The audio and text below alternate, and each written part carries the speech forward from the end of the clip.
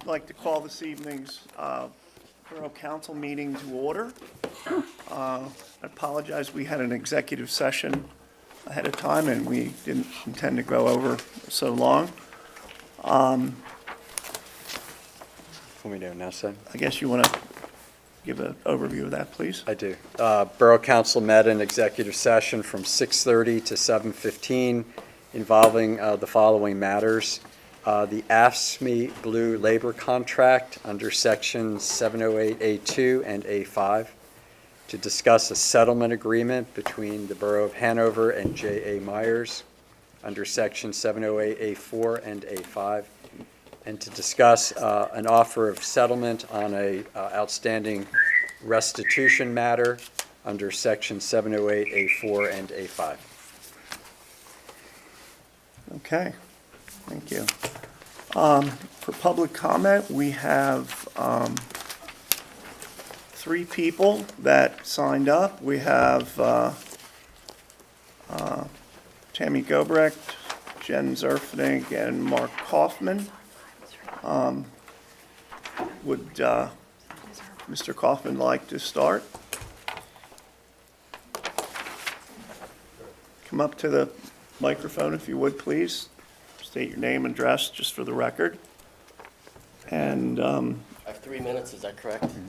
as best you can, please, yes. I'm not going to sit here with a timer, but. Okay. Thank you. My name's Mark Kaufman.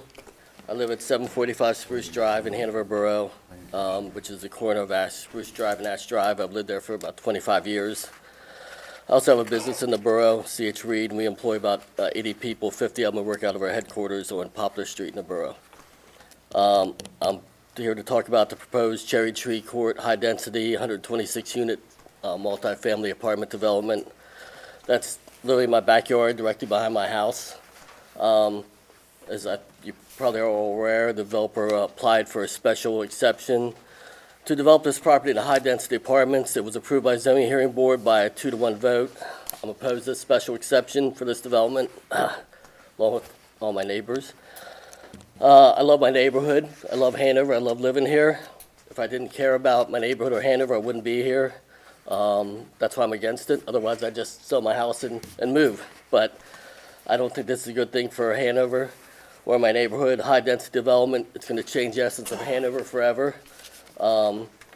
There's tons of development in Hanover, turning everything into apartments. There are no reasons why this property could not be used in conformity with the zoning that's in place. It's going to significantly impact our neighborhood. It's not consistent with our neighborhood. We have a long-standing neighborhood of single-family homes, and I'm using some words from the zoning hearing board. It's not, I believe it's not harmonious or consistent with the environment of the neighborhood. The zoning hearing board had a number of general conditions in their report that have to be adhered to, including traffic, safety, neighborhood, and design. In the essence of time, I'm not going to go through every one of those in detail, but I don't believe it adheres to any of those, to be honest. Traffic, any of you know there's serious traffic congestion already on Moul, Wilson, Washington, where the schools are, especially when the school, elementary or high school, get out in the morning and night. There is proposed 2 entrances to the development. One is Ash, which is right by my house. All that traffic would end up out at onto Washington and on that intersection at Washington and Moul to get out there. There's another entrance over Cherry Tree. There also was an option to put a gate up at Ash to just make that an emergency exit and not make that a normal exit. I understand why that was done. It was done to try to appease me and my neighbors. I don't believe for an instance that that is going to happen. And if it does happen, I'm sure it will be opened up at some point. An example is that Dr. Rapp mentioned, and other people in the area of Wilson and George, where that was not supposed to go through. Wilson was not supposed to go through, and then lo and behold, now it's opened up and goes through. So I doubt if that would ever happen. If you do put a gate up, I'm sure it will be soon discover there's too much traffic going out one way, only one way out of that thing, out of that new development and going on to Wilson. So that's the traffic issue. As I said, everyone, I don't need to know, everyone who's around there knows there's tons of traffic. Safety, same thing with the school. You have kids getting in and out of cars. They always park along Washington. You barely can get through now with that street because it's not really built for that kind of traffic.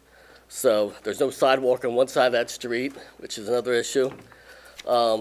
So it's definitely would be a big safety hazard.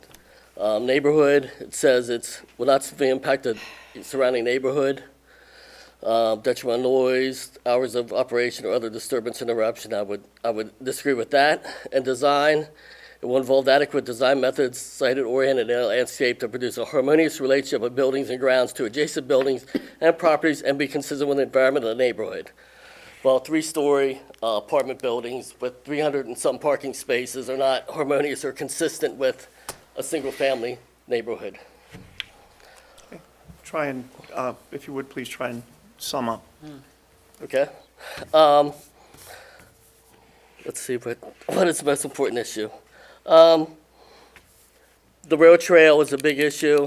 That will be destroyed, in my opinion, if they go through this.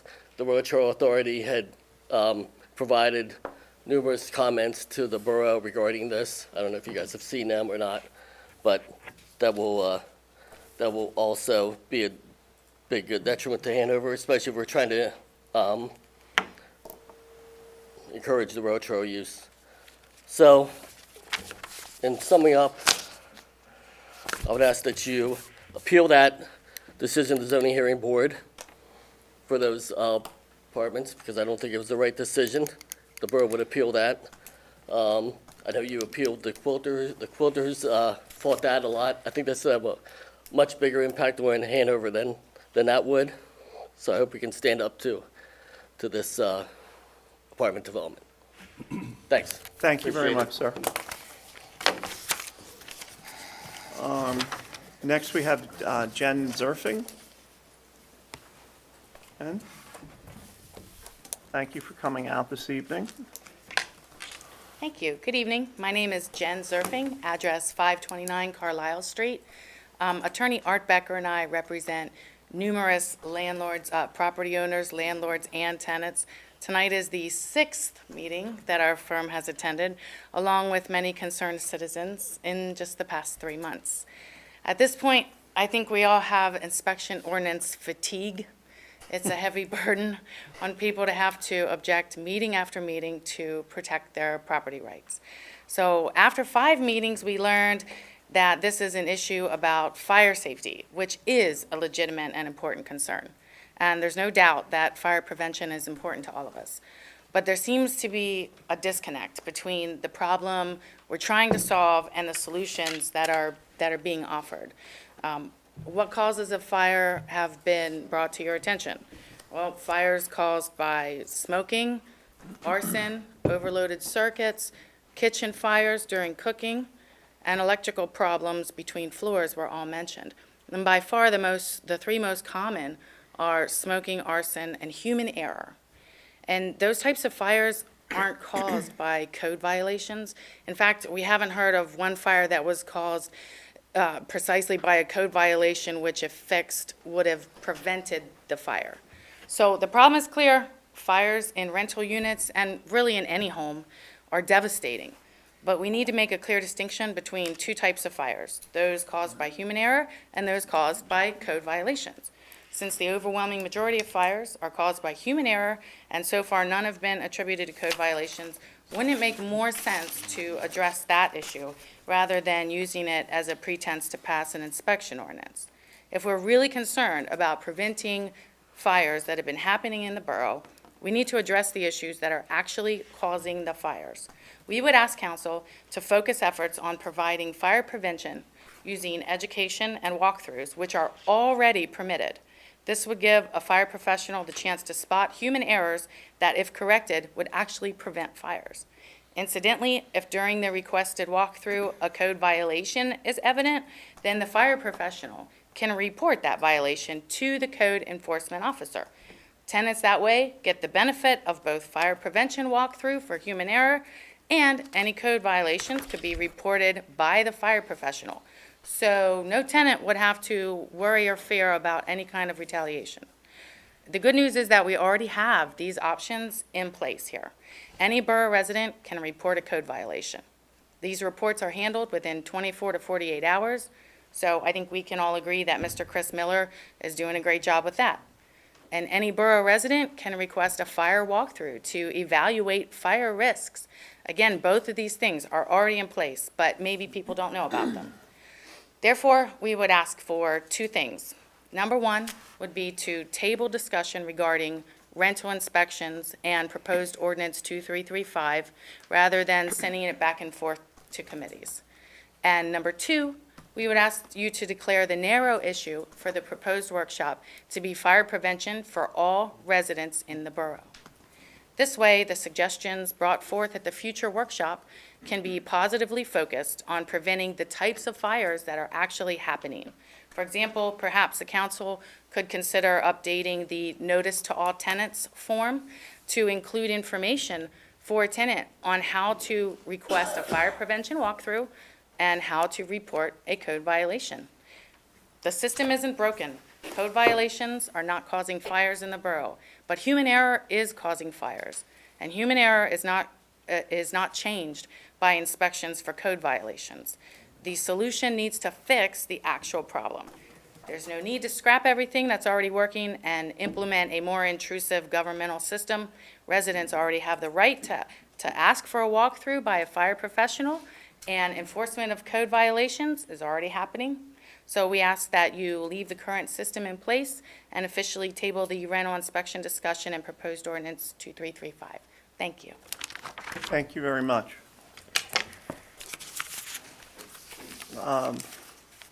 Last, we have Tammy Gobrecht.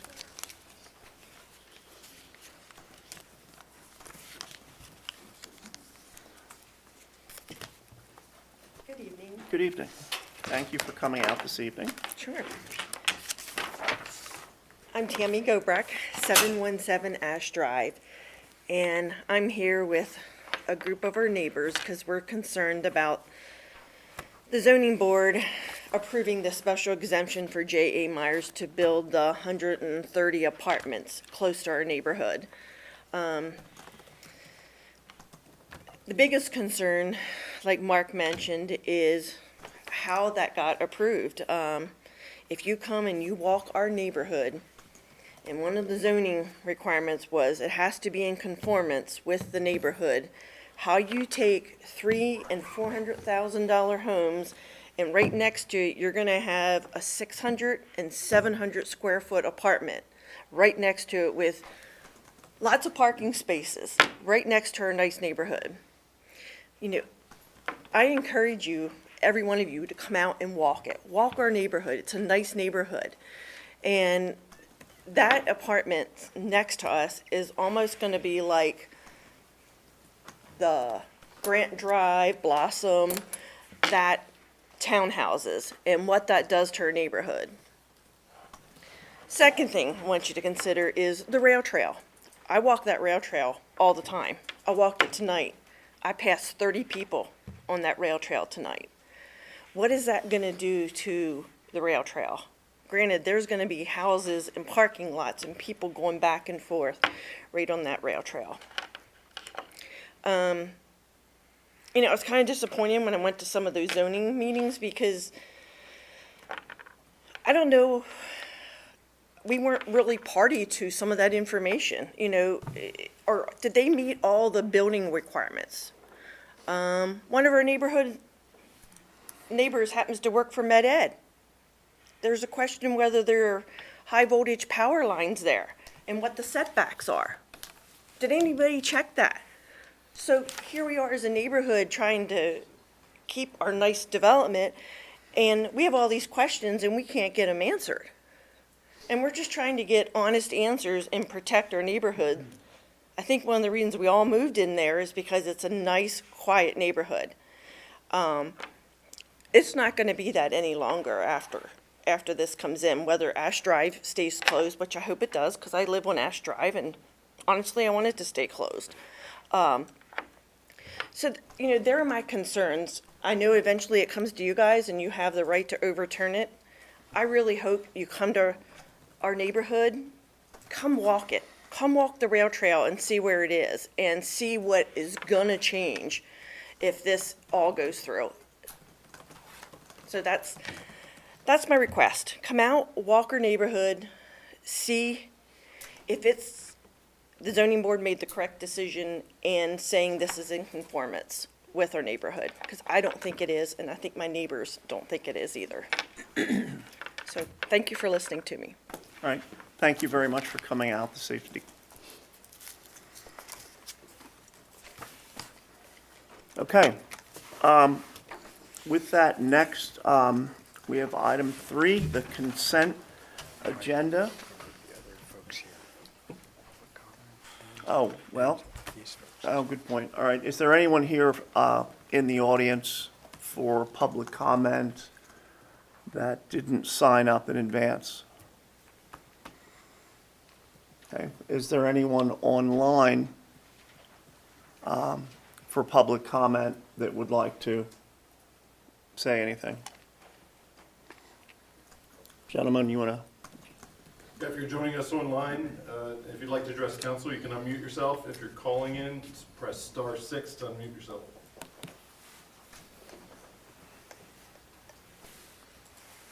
Somebody raising their hand?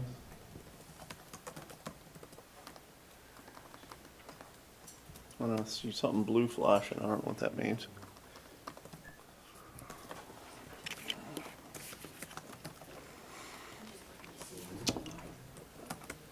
Looks like an Aldridge's iPad of Vicky. Yes. Hi. Hi. Hi there. My Okay. name is State your name I'm and sorry. address, please.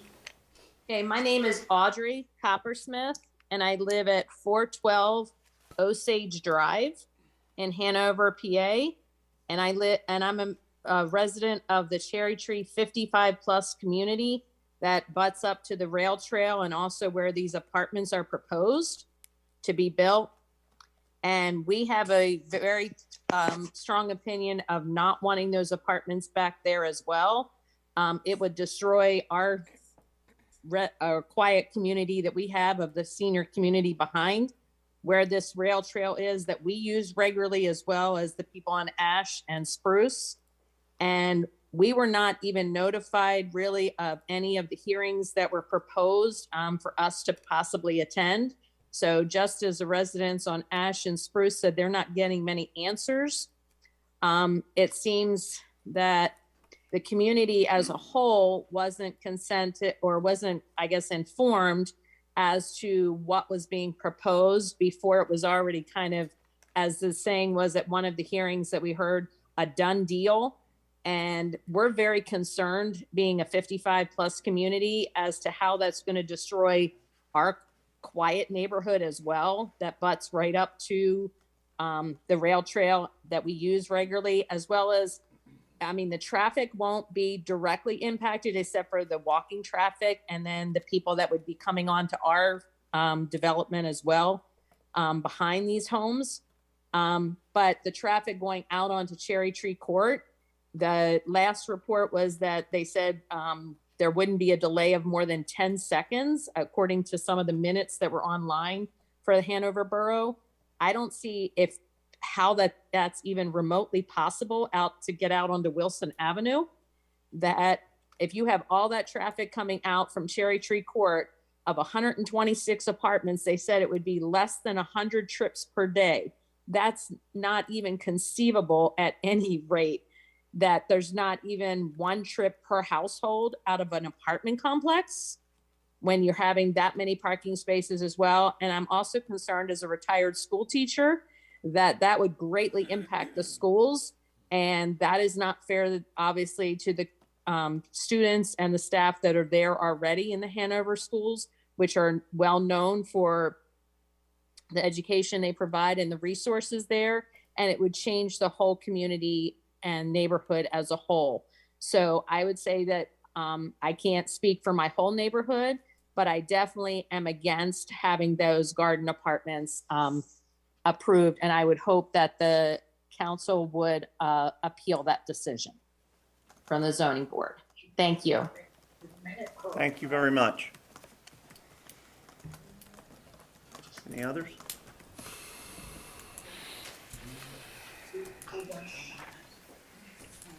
So that's not gonna be. Okay. With that, then I'll consider the public comment completed. Move on to item 3, the consent agenda. Mr. Chairman, I'd like to make a motion to approve the consent agenda with the following modification, that being the removal of agenda item 3C, the AFSCME Blue labor contract. I'd like to vote on that separately. Thank you, sir. We will do that. So it's a motion. So we need, that's a I'll second that motion. motion. So then we need a second for Mr. Second. Rickards. I'll second that. Thank you. Those in favor of the motion to pull it from the thing, say aye. Aye. Any opposed? Okay. So item 3C will stand for a separate vote. And may I have a motion to approve the consent agendas, items A through I, minus item C, please? That was my motion. That, all right, thank you. So we have a second. We've already been through that process then. All right? Yes. So then, item C, Need to vote? what a vote on item C? No, we need to vote on. No. Excuse me? Oh, good God. So those in favor of approving the item C, Nope. we're, No.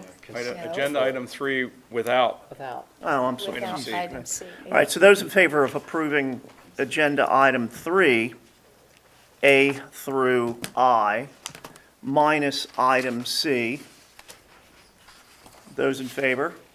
Aye. Any opposed? All right, I left for a minute, I apologize. So now we have item C. Would we like to have a roll call vote on item C? Motion to approve it. Need a motion to approve it? So moved. So moved. Second? Second? Thank you, Mr. Kress. And then any commentary? Discussion? Okay. So, could we have a roll call vote then, please? Those in favor of the AFSCME Blue labor contract, Mr. Kress, Yes. Mr. Rowland, Yes. Dr. Robb, No. Mr. Lockard. Is Chris virtual? Crystal? He was. Chris, are you there? Mr. Ricart, 4. Mr. Fuentes, Yes. Mrs. Greenholt, Yes. Mr. Hegberg, No. Mrs. Am I allowed, am I on now? There you go. Yes, Chris. Okay. Okay, yes, Yes? Okay. yes, Thanks, Chris. Mrs. Funk, sure, Yes. Mr. Greenholt. Yes. Okay, then we have 8 in favor of and 2 against, so the motion passes and the contract is approved. Thank you all. Item 4, we have a parking demand study from THA. I'm assuming, here we go. Eric? I'll give you a quick 30-second intro, and then I'm going to turn it over to Vicky with THA, and she is on virtually with us tonight. So if you'll remember, some time ago, this council indulged me in a study for parking demand study. And specifically, what we were trying to do with that study, different from some of the other studies we've done, is we were specifically trying to look at what the parking demand is in the borough of Hanover, and we were trying to answer that sort of elusive question of, are we ready for a centralized parking structure? It's kind of been something that in my entire time here has been bounced around, and probably some time before. And so what we wanted to do was a study that not only looked at that, but while they were looking at that, we felt it to be of some value to look at what is the demand in the downtown area, and from an outsider looking in, what are some of the things that we might consider as we are always looking to make improvements to our parking program.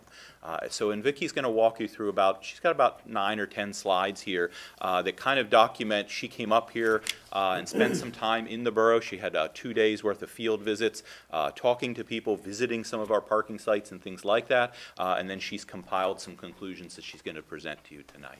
So with that, I'm going to turn it over to Vicky and let her present the study to you. Thanks, Eric. Can everybody hear me okay? Yes. Checking my sound. Can everybody hear? Yes. Yes. Okay, perfect. A little bit about myself. I've been doing parking studies for 22 years. My background is, I have an MBA, so a lot of it's in finance.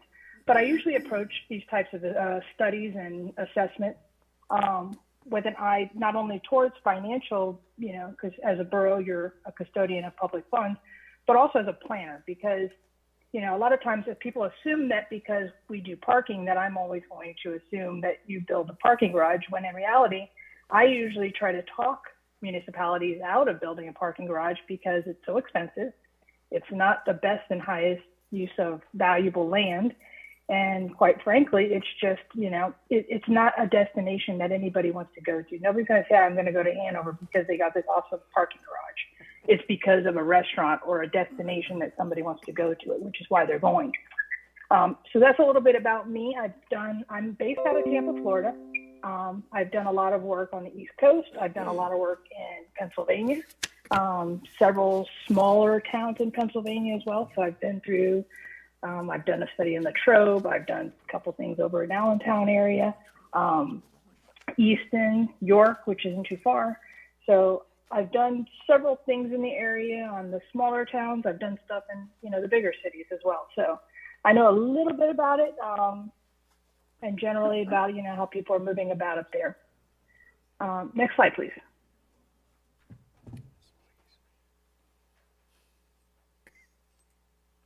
So I always like to approach these studies with questions, because that helps sort of frame what we're going to look at and how we're going to evaluate certain things. So the first thing was, does your parking demand financially support a garage? After that, does your parking rates distribute the demand throughout your downtown? Because that's what parking rates are for. They're to manage your parking.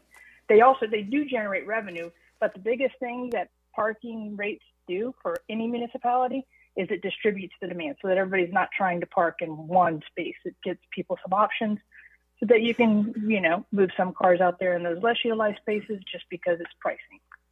Is your signage and wayfinding user-friendly?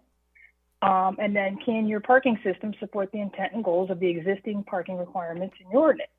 And that's a big one, because I've come across it probably 3 times in the past year with other municipalities, and this has been an issue for them, in that they've been very progressive with their ordinances for growth, which I, commend them for that. However, it is causing some major headaches with regard to parking. Next slide. So we were there from August 18th to the 20th, which was a Thursday through a Saturday. That's roughly our study area, which was 3rd down to Walnut and Railroad over to Carlisle. We did look at the market house as well, but it really wasn't very well utilized. But this is where I spent most of that time, driving around, walking around, going to restaurants, eating lunch, having coffee, and doing that just to really understand what it's like to be there. Next slide. So some of the observations here. The square is very busy. It's great. But as a driver and a pedestrian, it felt very chaotic. when I was driving around the first time, I always sort of try to really pay attention to how I feel.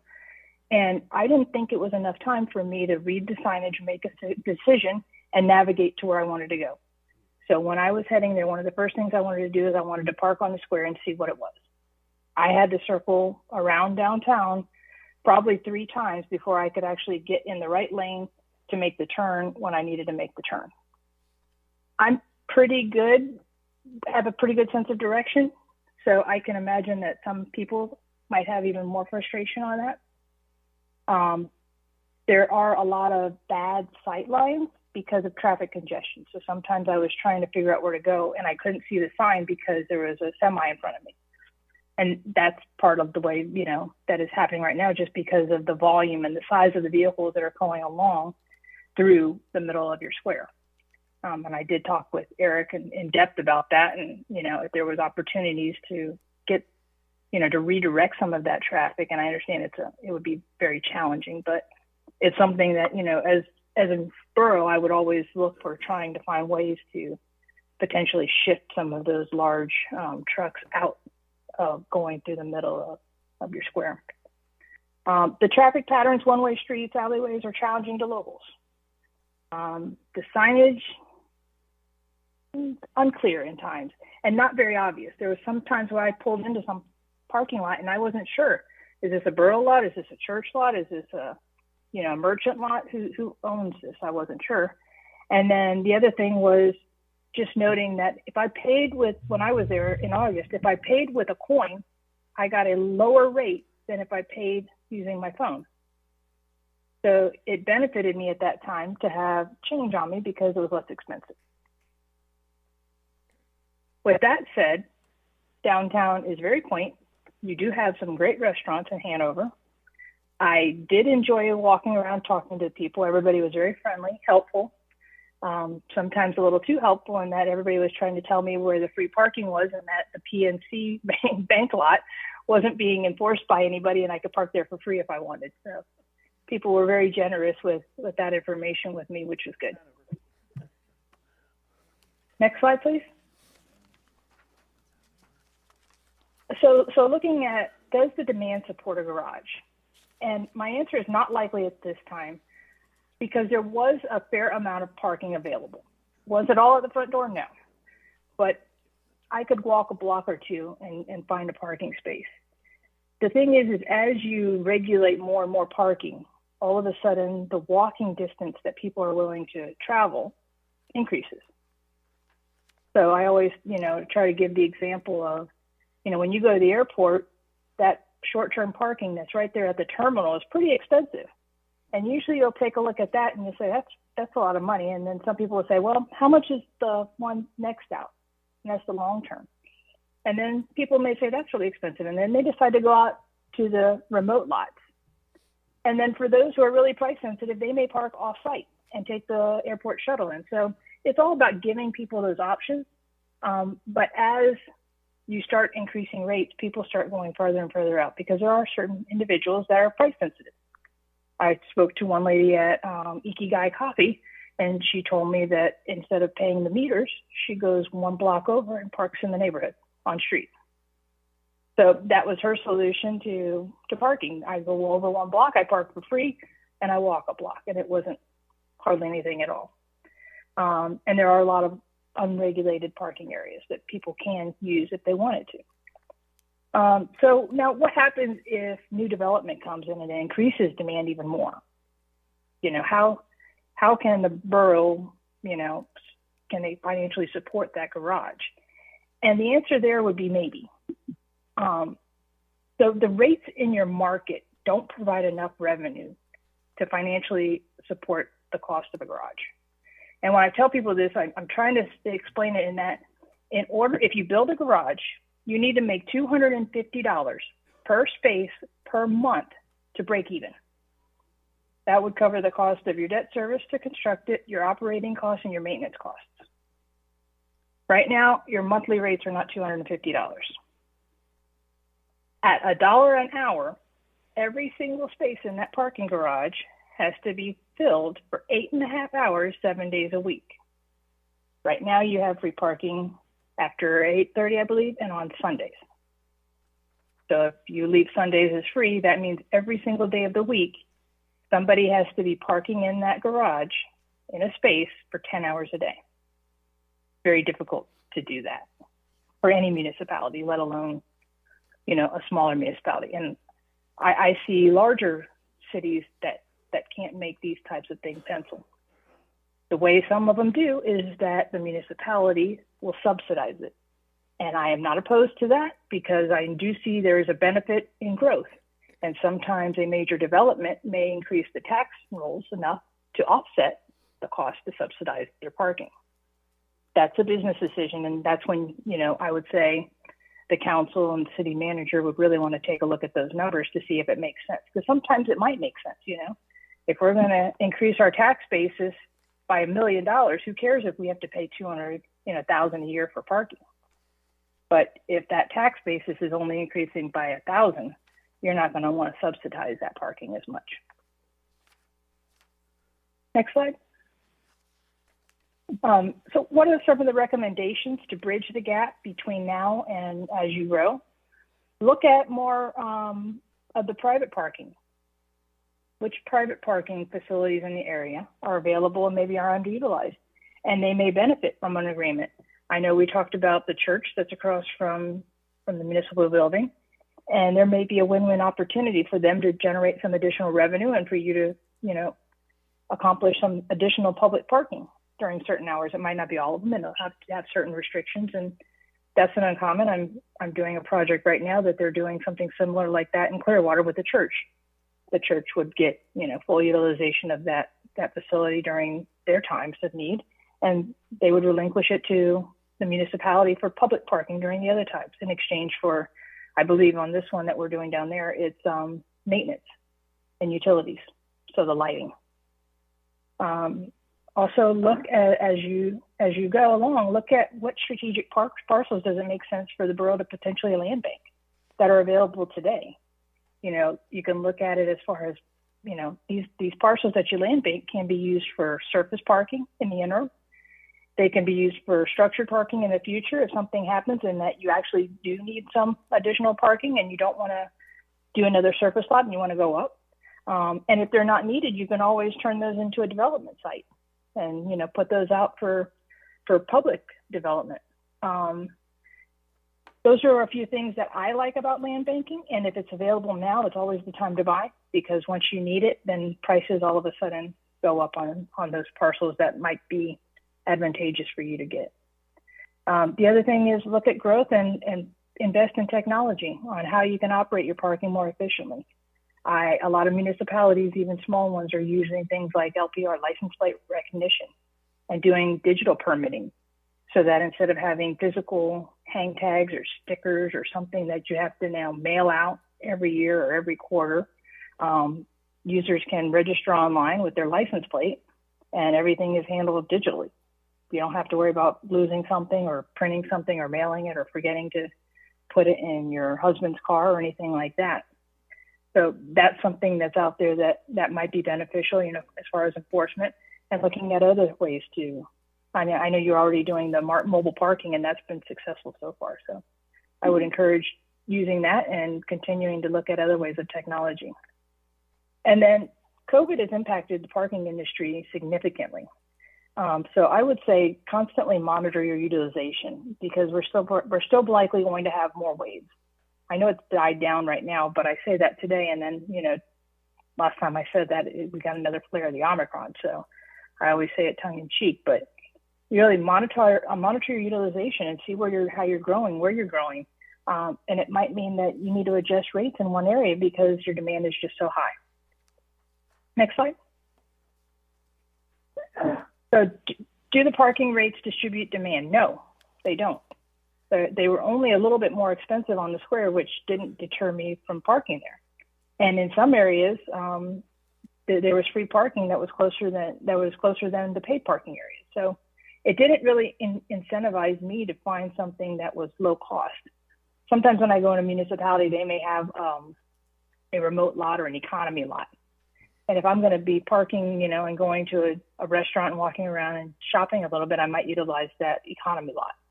But there wasn't anything like that. There was not any signage, and there was no real incentive to avoid parking on street versus in a off-street surface lot. Really, you want to price it a little different than what you're doing now to encourage people to park a little further away, especially long-term users. And right now there is just a lot of unregulated free parking areas. So again, going to your pricing, when you're pricing your parking, you want to have the highest rates be that on-street parking space in the core area. So that would be on your square and that block or two surrounding the square. You want that to be the highest price so that people don't sit there and park there all day. Ideally you want turnover in those spaces, and the goal for on-street is to have the occupancy no more than 85%. And the reason being is if you can maintain that 85% occupancy, that means 15% of the spaces are always open. That means somebody that has to park on street and wants to be at their destination can find a space easily without having to circle the block multiple times. And that causes more emissions, more vehicular traffic conflicts, and more time on the road. So all of those things are not good for the downtown because there's already enough congestion. So anything we can do to reduce that congestion is a benefit. So aiming for that 85th percentile for your on-street would be something that I think is doable. And you can do that sometimes with rates. You can do that with enforcement. You can do that with a combination of both. And then looking at the off-street parking areas after that in the core area. Those should be your second highest priced. And then you almost do these concentric circles as you go out, with your on-street being a little bit more than your off-street. Because ideally those on-street spaces are for people who are going in and out and picking up or delivering or doing quick trips. And we want them to get in and out quickly. As demand increases, and you may be there right now, shift some of those long-term parkers outwards. That's usually going to be your employees and merchants, and typically they're the ones that get the prime spot. So how can we get those users out in an affordable way that's fair? Because everybody wants to park at the front door. However, not everybody can park at the front door because parking's expensive. So how do we get those users to park out? And maybe that's some special employee lots or on-street permits or something like that can be done. But it gives your visitors and your customers who are buying things and spending money an easier parking experience, which means they're going to get there, they're going to get parked, and they're going to start spending money, which means more revenue for everybody. That's the good thing for the community. And then something that was mentioned earlier, just really increase community outreach and inform and educate all of the stakeholders in advance of making changes. Transparency and listening works miracles for getting buy-in and support and hearing of what your residents and merchants and everybody are seeing and feeling and needs. Because ultimately you're there to make sure that everything is operating smoothly, but you're also wanting to make sure that, you're improving their quality of life in the areas that you can. Next slide. So again, I gauge this as a first-time person in Hanover, and I found it difficult. It is like I mentioned, it is a great downtown. There is a lot of business. There's a lot going on, and it does create a lot of distractions. There's a lot of signs, there's a lot of cars, there's a lot of shops, and it's just, when you're going down this road, there's a lot that you're paying attention to. And then there's people walking and you're just trying to avoid it all, but it's very busy. There's a lot of noise. Great for the merchants, but it's not easy on the driver, and it's not very safe. So anything that we can do to help, improve that situation is good. Again, not sure about which of the lots were borough lots, which lots were private. Some municipalities have these marquees that are at the entrance that says borough lot, borough public lot, public parking. Come in here. This is the borough's lot. You're good.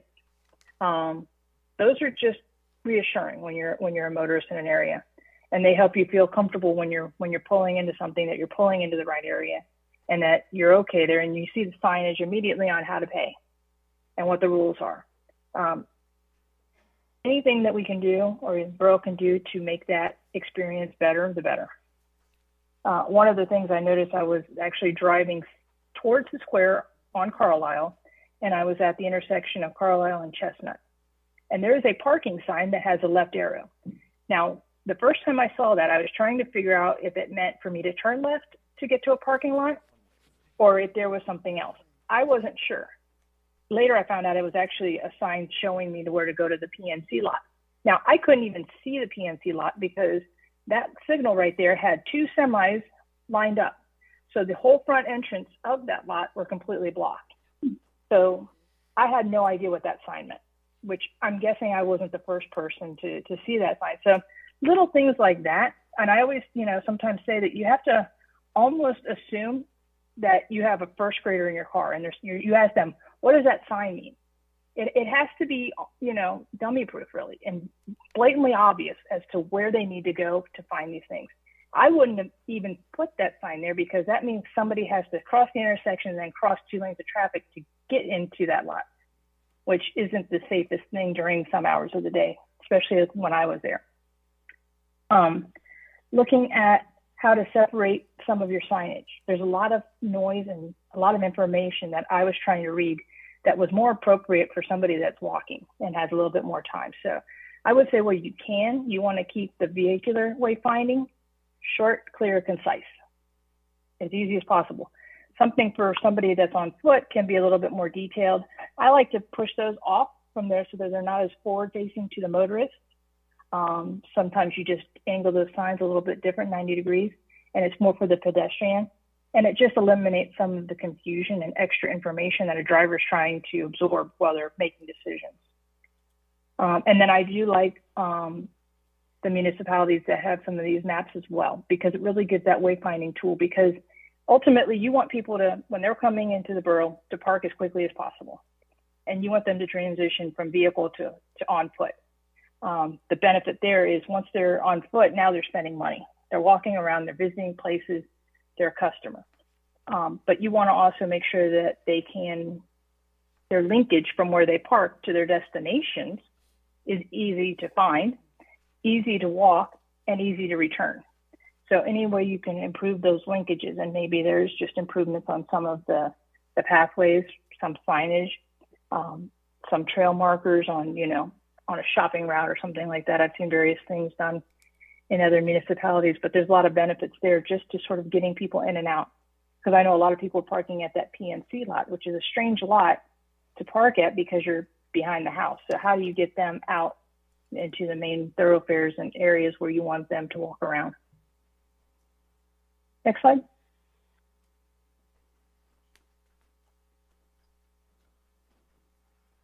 The zoning ordinance and the requirements here.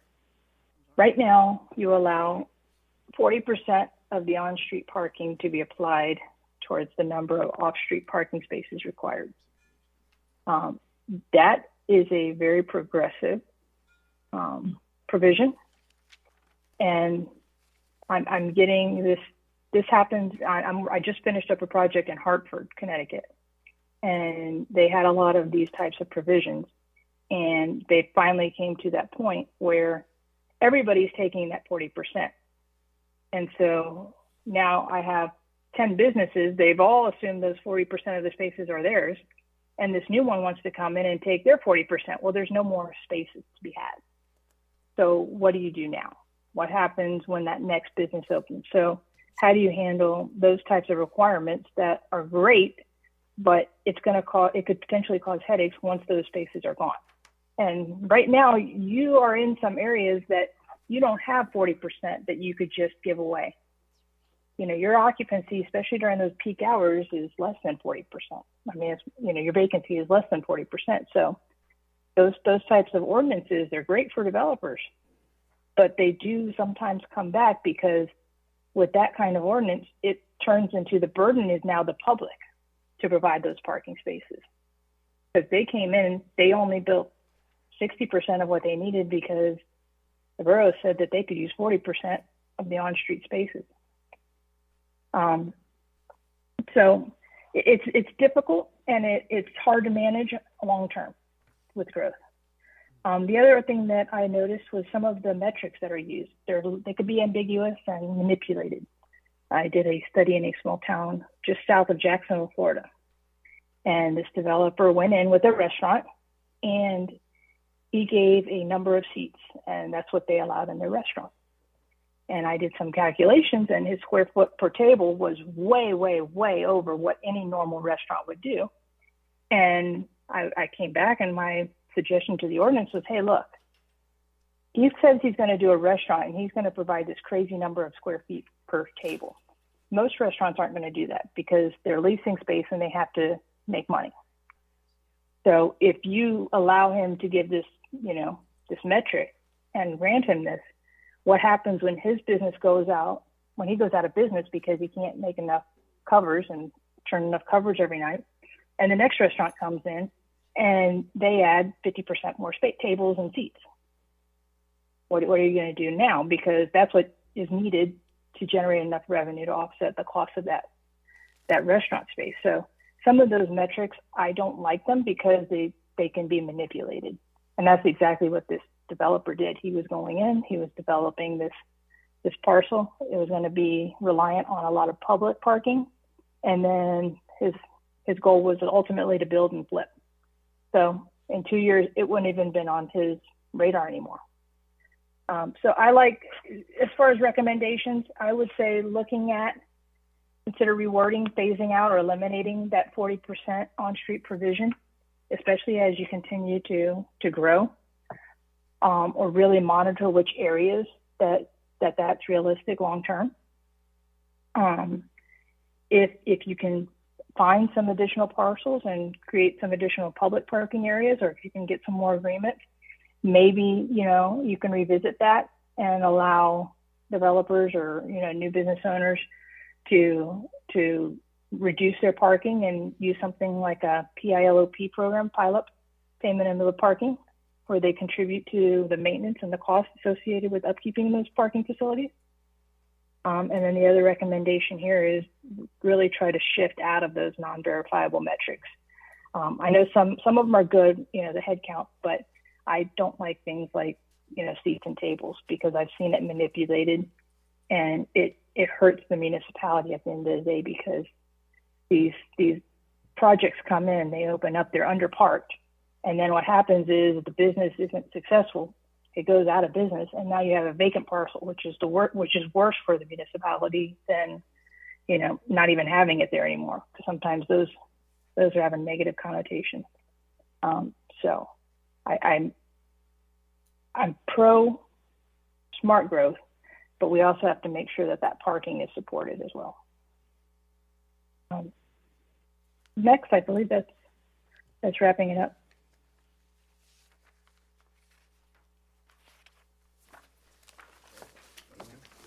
Could you send us some potential metrics that you have you see as successful for parking in other municipalities? Because I don't believe we have anything really today that we formally use, and I think it would be very prudent that we establish something and start to measure things and make decisions based on that.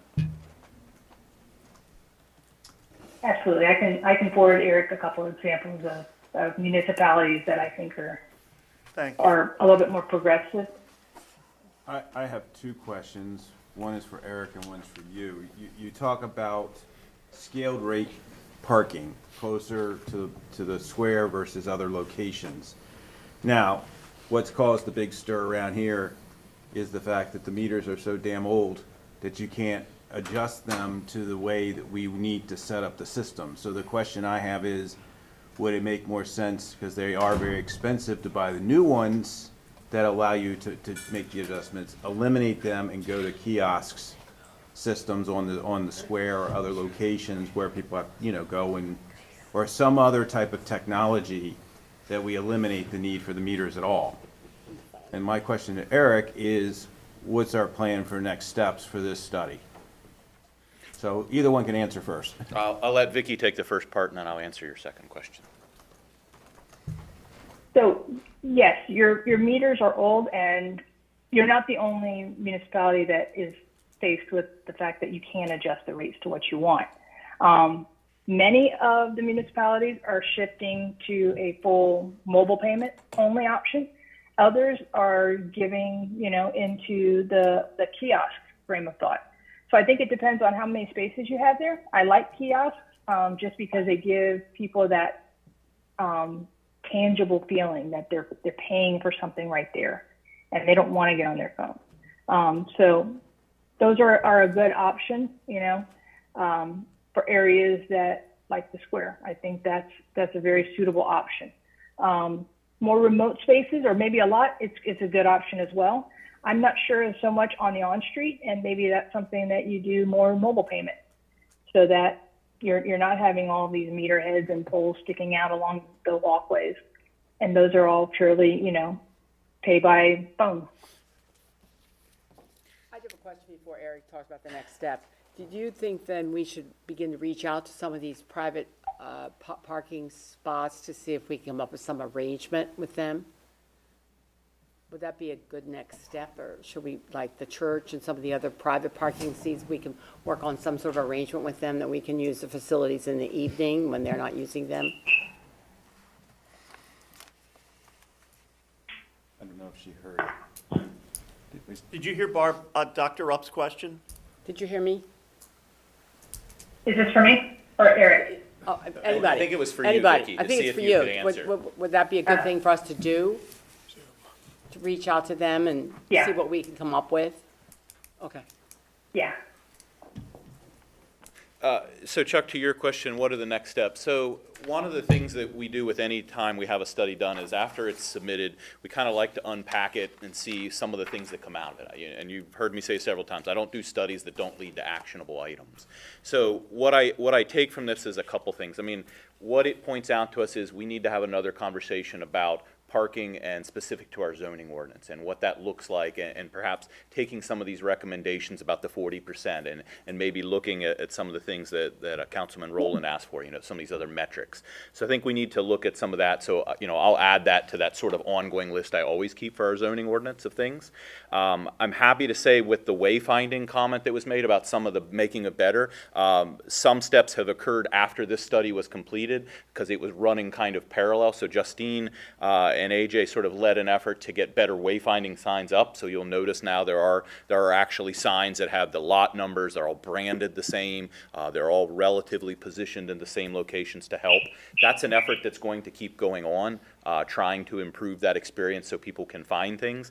I think the next stop for it is to probably with the streetscape plan. Now that we have the streetscape consultant on board, that's one of the things they'll start to look at is to the point that Vicki made about all the confusion and the lines of sight and all that stuff.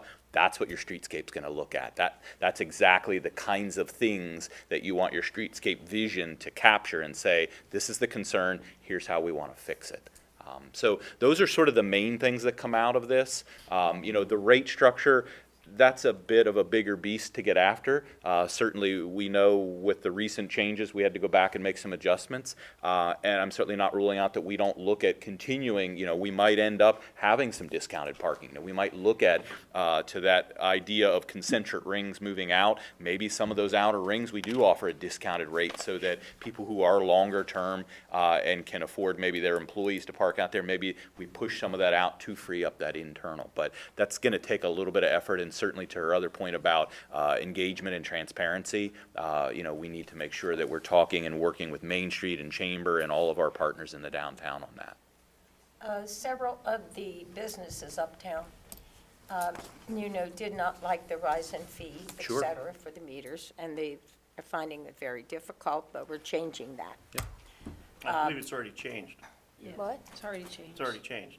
Everything's changed, now it's finished? Okay, thank you. But businesses also have said if they don't have close enough parking for their customers and for their employees and things, and they all do not have private parking, that they would shy away from bringing their business uptown. So I think we're really being hit from left to right, and we have a lot to study and to look at yet. Yeah, it's why I said it's a delicate conversation. It's not one that we should blunder through.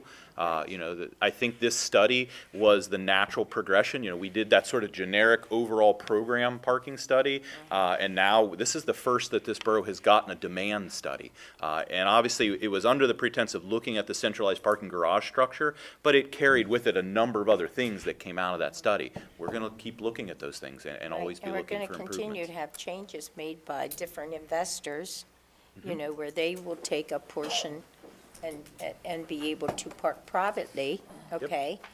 I'm assuming, okay? So that we have to take into consideration. So, yeah, I'm not one for jumping too fast until we really thoroughly study this and not waste the taxpayers' dime. I agree But at the 100%. same time, people will have to walk, because there's Yeah, only they're so getting much back to- parking. Yeah. If they want to pay the higher price, they can be closer. They They can be on this- 300 yards away from Walmart and see it, but it's okay to be 300 Right, yards away from right. Walmart because they can see it. Right, but I don't want to eliminate a certain part of the population. And that Absolutely. is the older It's a people and delicate those who balance. are find difficulty walking.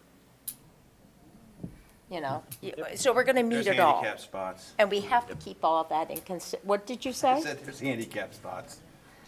Well, not all of them have handicap, they just find it difficult, okay? They're at that turning point, okay? So, yeah, we have to keep a visibility in everything that we do and keep everything in mind, Agreed. and then do the best we can, right? That's what I'm here Okay. for. Any other questions for Vicky or myself? No, I think that was very informative. Thank you. All right, thank you, Vicky. Thanks for having me here tonight. Okay, item 5.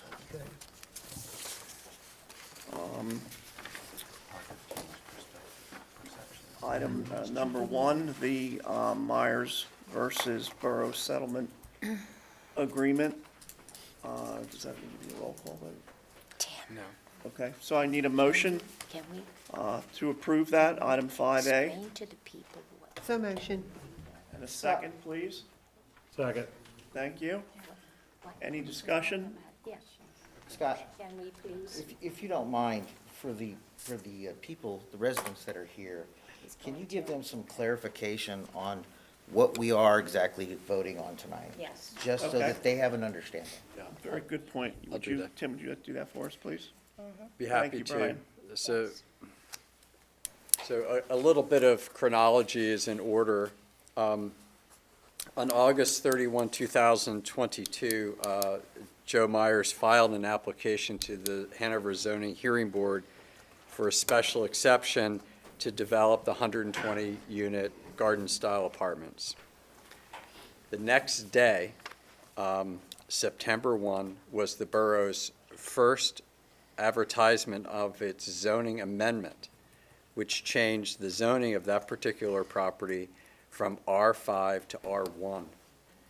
Because the application predated the first advertisement, the effect in terms of the zoning ordinance is that Mr. Myers was entitled to have a hearing based upon the status of the zoning ordinance on the date he applied. So it was 1 day prior, which is R5. So that zoning hearing obviously continued. You are all aware of what happened there. So in the middle of that, Myers filed an Act 65 complaint against the borough. The allegations in the complaint were that the borough did not properly list the zoning ordinance on its agenda, that we should have been more descriptive about what the zoning ordinance was. The relief that he sought was that we not adopt the ordinance. He filed his complaint after we adopted the ordinance. So the ordinance was already adopted at the time of the complaint. So because the zoning ordinance, which was in effect at the time he submitted his application, was the zoning ordinance that applied, there was no need to continue with the litigation. So essentially, the settlement was that they would withdraw the complaint, and the borough would not object to the application of the zoning ordinance in effect at the time of his application at the zoning hearing board, because that was the law in any event.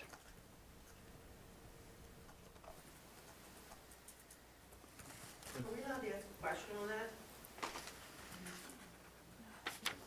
Not, This isn't public comment. yeah, at the end, we can have some public comment on it if you like.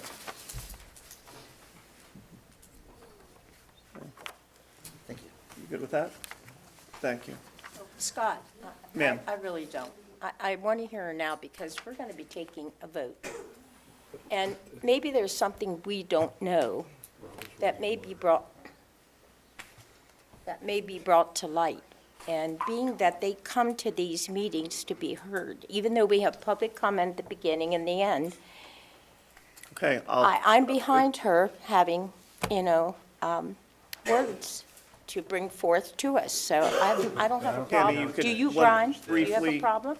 briefly, please. But I don't see how it changes this. Is that legally changing the agenda? We're going to change it then, aren't we? We're okay with that? Okay. Just briefly, please. Thank you. Based on that information, so Mr. Myers' company got his application in one day prior. Correct. Does that sit funny with anybody else? I mean, did someone call and say, hey, look, this is happening, you better get your application in? Well, I don't know, Tammy, if that really happened, and it could have happened, And I'm just asking the that it question. just happened. And I know you're asking, it just sounds so, I understand everything you're saying. But legally, he did it legally. And that's the part that breaks my heart, that gives me great pain, okay? And I agree with you there. How he filed it and whether he had information or didn't have information, I have no knowledge of that. But I understand all of you, I really do. And I'm glad that Scott left you talk, okay, that you came up, and I'm glad you said what you had to say. Okay. Okay. If I can just respond, it was not a secret. If you were coming to Borough Council meetings, the pendency of that zoning ordinance was not a secret. It was discussed at Borough Council, so. And in Planning Commission. And, yes, ad nauseam And at it was planning. what? It was discussed numerous times at planning. Here at In the public meetings council? ahead of time. At the both to planning commission. Council and We planning. discussed it Yeah, at the yeah. planning commission there and are brought many forward to people the that council. don't come to these meetings, and they miss out. I'm one. I can Understand. tell you how I found out. Are you gonna look at me, mister? I was at a veterans meeting, and the police chief and I had a conversation. And he told me, he said, you better start looking into that. And it was a day or two before that first meeting. Right. And that's how I found out. And I am 3 houses away from where it's gonna be affected. My property doesn't meet up there directly, but if that gentleman wouldn't have told me, I would have had no clue. And I've tried to be at every one since then. Yes, and we need your input, and we want more and more people to attend.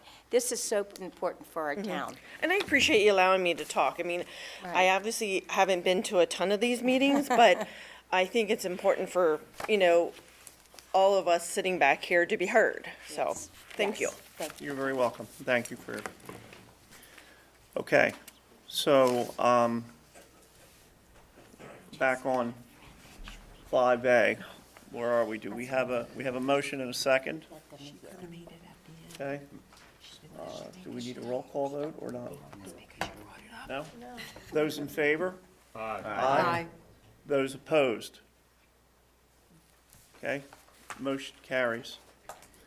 Item 5B, the Joint Municipal Bid Awards. May I have a motion to approve the award of the items listed on the agenda, please? Second. Second, thank you. Any discussion? Okay. Those in favor? Aye. Any opposed? All right, thank you. Item 7A, the proposed borough facilities. Eric? So at the last Public Works and Facilities meeting, the committee wrapped up work with their architect on the basis of design. So if you'll recall, basis of design is where you start taking all of the work you've done with the program studies and the space studies, and you really start to put some framework, some semblance of a plan together. So the basis of design reports have been completed for both of the facilities. Those were distributed to you prior. We also did some field tours. I took some of you around to some of the sites to look at those. That's a standing offer. If any of you didn't get to any of those sites, let me know. I'll accommodate you with other ones. But where you find yourselves now at this point in time is we need for council to accept that basis of design report so that we can move forward with the next steps. And the next steps are to actually start designing the facilities. You know, we've kind of talked our way all over now, you know, what we want and the size and making sure it's appropriate and making sure we had the amenities but not being extravagant and all those things. Now we need to put those to paper because ultimately our goal is to take those documents and go get you a contractor so that we can, you know, start getting pricing and start getting the projects moving forward. So what's in front of you tonight is to accept that basis of design and to allow us to kind of move on to that natural progression of the next step, which is the design step. And we would engage with the architect and begin that work.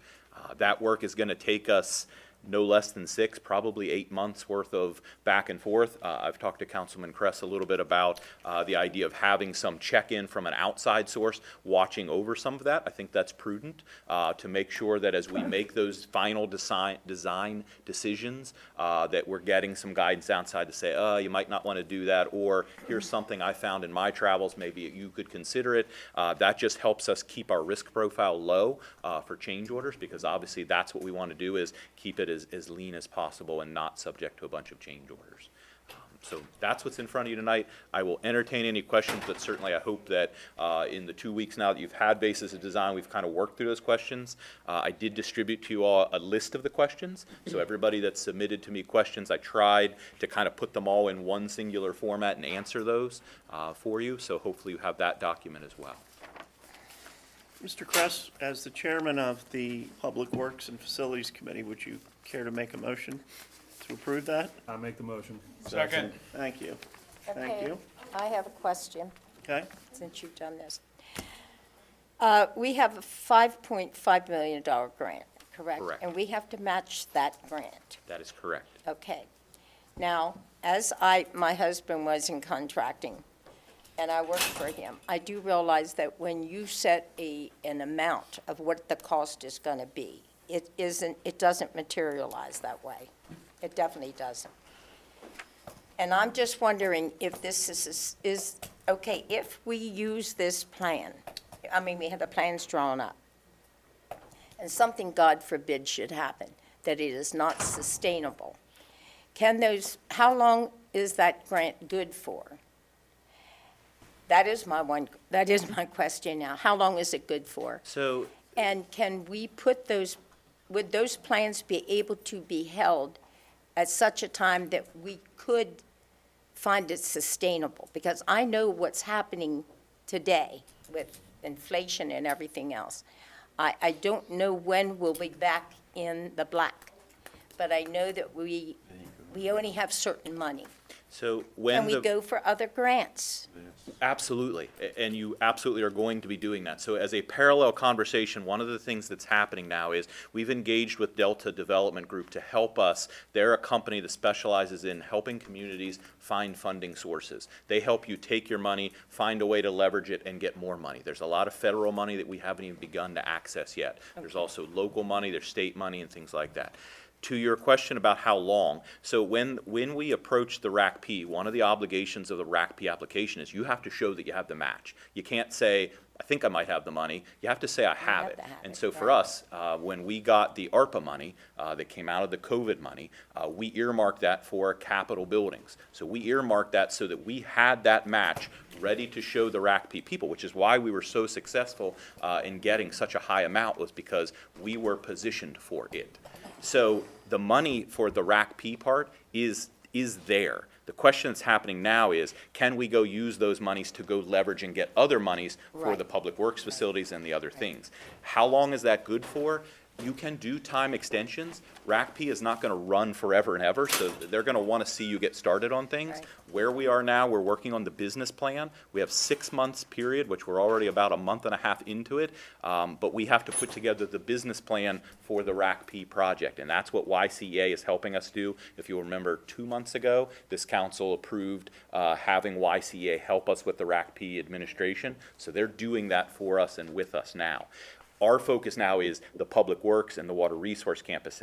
How do we best leverage our funding to get funds for those buildings and that site work that needs to be done? Okay, yeah, because also, I know that at North Point, everybody could be there, to drop off their trash and different things, or, And also, with the snow and everything, you were right there to distribute it centrally out to everybody. It's a lot of thinking that comes into play there. And that's still happening.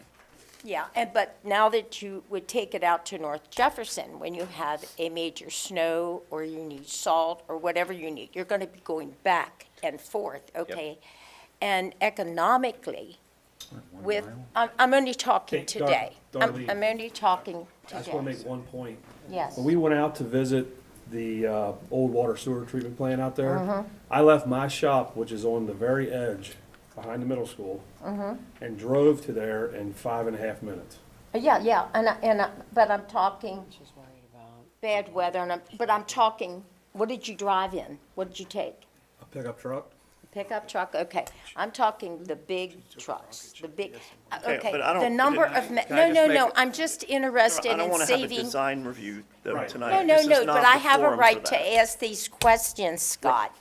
And I think people out here have questions because they have taxes to pay, and the money they give us operates this borough. We all know that. I know you know that, and this is why I'm asking Eric these questions in front of the people. The fact of the matter is, I know that every cent we put in, we have to be responsible for. Absolutely. And you know me, I ask you questions, and you answer them, and I appreciate that. I think for this one, the answer is it's still being worked on. I don't sit here in front of you and tell you we Okay. have it, but I can absolutely tell you it is an active part of the discussion. We are talking with AJ, we are working with the architect. We have made some provisions for things such as staging for snow events and things at the North Street site. We are also actively looking at what makes the most sense for recycling. Is it indeed the Cougar Drive site, or is it perhaps other sites? And I believe that there are some other sites that may enable us to keep it in town. I just don't have an answer to give you And would you tonight. keep us Those are informed of answers we'll that? get Yeah, as we move yeah. through the design. And I will be taking further tours, okay? But the thing is that I just want this open and above board for all the people. Agreed. And I know you agree. And all the money that goes into the coffer, we are responsible for. And I appreciate you, Tim, going out there, taking the drive, 5 minutes you got there, okay? Thank you for that information. But I'm very sensitive right now to what our people are meeting as far as their pocketbook. Well, And when you- everything we do here, You look at it from a pocketbook standpoint. I'm Using a looking site that right you now, already own more so than with I've ever full done. utilities makes the most cost-effective sense for you. yes, So most cost I effective. think your issues are heard, we'll continue to work on them, but we'll need this basis of design and the design to move forward so that we can continue those conversations. Okay, Okay, thank so we you. have a motion, Mr. Kress, and a second. We've had comment. Those in favor? Aye. Aye. Aye. Any opposed? Aye. Thank you, Chris. Okay, motion carries. Item B, library roof project. Oh, you're in charge of the roof now, okay? Yes, switching chairs. So what you have in front of you is a change order for the library roof project. What I'd like to point out, this is not an overrun or an undersight or lack of planning here. If you recall, we fast-tracked this project.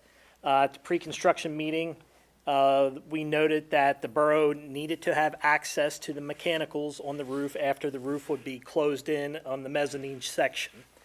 The first proposal that the contractor got back to us was over $40,000.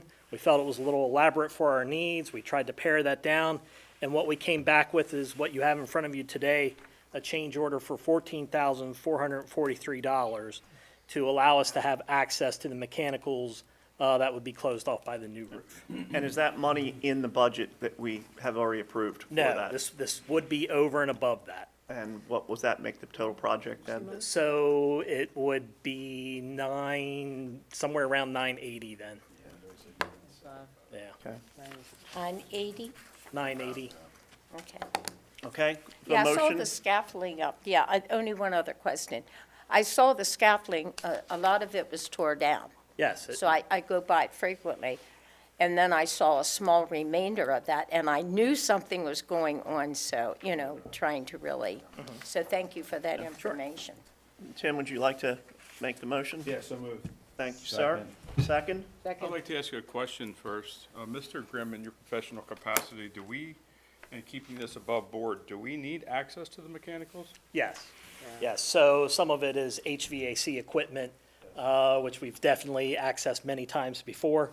So yes, we need to have access to that to be able to update those systems. Thank you. Was that all part of it at the beginning, or just it? So there How was did some that question occur? as to how we were going to close in the mezzanine. Right. Some of those mechanicals are on a little side roof that connects the very old original section to the new section. Those will be raised up, but they will not be accessible with the closed-in mezzanine. There are also some on the roof that we used to have access to that we would not when they close in the top of the mezzanine, so we have a access hatch there. Okay, thank you. Yep. Okay. We got a motion and a second. All right, those in favor? Aye. Any opposed? Thank you, Chris. Okay, motion carries. Item number 8. Thank you, AJ. Sure. Item number 8, Hanover Public School District to modify or new school zone for Hanover Street Elementary. Would you care to explain that briefly? Sure. So basically, the school district is asking for a school zone in front of Hanover Street Elementary, very similar to what we have on Moul Avenue, where during times of drop-off and pickup, the speed limit would be reduced to 15 miles per hour. In order to accommodate that request, we would have to do a traffic study there. It went through Public Safety Committee for approval. The next steps would be to do the study and then work together with the school district for all the information and submit that to PennDOT to then be approved, to come back to council, and then have those designated times for the speed limit to be reduced during pickup and drop-off. I wasn't aware we didn't have that there already. That seems kind of No, we don't. We have no elementary. flashing lights at that section. Yeah. But we Okay. have my clear view of Washington. All the others do, though? Yeah. Okay. Yeah. Who pays for that traffic study? It's in-house. So it's basically. Oh, okay. Yeah. Oh, thank you. Yep. Okay, good. So we can have a motion? Motion. moved. I'll Thank you. second. Second. Second? Second. Those in favor? Aye. Aye. Any opposed? Thank you, Chris. No one opposed? All right, item 9, committee chair reports. Do we have anyone that has anything to report between the list that's here? Public safety, enhancement, water sewer, public works, governance, and fire commission. I could just report that the Governance and Policy Committee is looking at the comment, the ordinance regarding the meeting, how the meetings are run, specifically the public comment period, that in the ordinance it says 3 minutes, and we're talking about whether or not to keep that 3 minutes or not. I mean, there'll be some time, it won't be less than 3, but, yeah. Thank you. Okay, I think Chris wanted to say something. Chris, go ahead. Yeah, I was just going to give a quick report on the fire commission. At this point, we have ordered the new engine. And again, the delivery date on that's going to be out probably well over a year. So, but we did finalize the purchasing of that engine. So I just wanted to relay that to everyone on council. And that will be an asset of the new fire commission, correct? Right. Yes, it'll be a pumper. Question. Where's the status on the commission study? I have not heard anything. Can we like get a due date, like, you know, an actual date to get this thing done? It just seems like it's dragging on and on and on, and we're not getting anywhere. Well, I think that's a reasonable request, just for point on record too, we have not paid them anything either. Well, then we need to find somebody else that can get it done, because it just seems like we're on the gerbil wheel here, not going anywhere. I'm not sure even the wheel's turning, but I agree with you. Is that possible? Would you, take that, please? He's smiling, so it means yes. All right. Oh, Scott, and furthermore, on the committee, when we sat at the Public Safety Committee, Chris, can I enter my time on this? Yeah, go ahead. Thank you. Yeah, go ahead. Thank you. Okay, what came out of that public safety also was the fact that it will be moved back to a workshop, but the workshop will not be done at this immediately. There is going to be a questionnaire that is going to be sent out, or you can go on the website, okay? And there, we are putting questions in that are coming from the code enforcement. They're experts at it. It's also going to be done by the fire chief. He will give his input and questions to add to the questionnaire, okay? You will all have input in this. So all I'm going to say to you at this point is to stay tuned, and we will give you more information, all right? Thank you very much. You're welcome. Okay, are there any management reports that we have? All right, any correspondence and information? Other than we have a conditional use public hearing, the 28th at 6 PM. Where is that held? Here? Okay, be here. Go ahead. March 16th, 6 PM at the library down in the Bear Center. The rec board will hold a public meeting at that time. We are getting ready to release a survey through our vendor that is doing our comprehensive plan. That information is expected to go out most likely by the end of this week. On this meeting at March 16th at 6 PM at the library, we will cover the results of the survey. Our group, Antle Recreation, will summarize what they've done up to this point, provide that information to the public, and then kind of present the next steps after the results of the survey. So we'll have more information on that on the council meeting. This just came out at our meeting prior to this. We'll have more information to share on that at the council meeting next week, but I wanted to share that date, March 16th at 6 PM for the comprehensive park and recreation plan. Thank you very much. Thank you. Okay, any additional public comment? All right, no one's online. Well, then I'll take a motion for adjournment, if I may. Mr. Chairman, can I add a late announcement for the public good? Absolutely. As a fisherman, it's come to my attention that the Pennsylvania Fish and Boat Commission yearly publishes a calendar of stocking events, and our beloved Shepherd Myers Reservoir is scheduled for stocking this year, but those of you who've been out there or are following the project, there is no way that that is going to happen. So at least anyone, following us locally, I would assume we have more local fishermen because it's a local attraction and body of water. Just please be aware that that's likely an impossible happening, but next year would be more than reasonable. Yeah. Under obscure facts. It'll be full then. You bet. It'll be full. Okay? Only because I fish, do I know that? I learned something every day. Okay. All right, motion for adjournment? Motion. Thank you. I'll say meeting is adjourned at 8:43.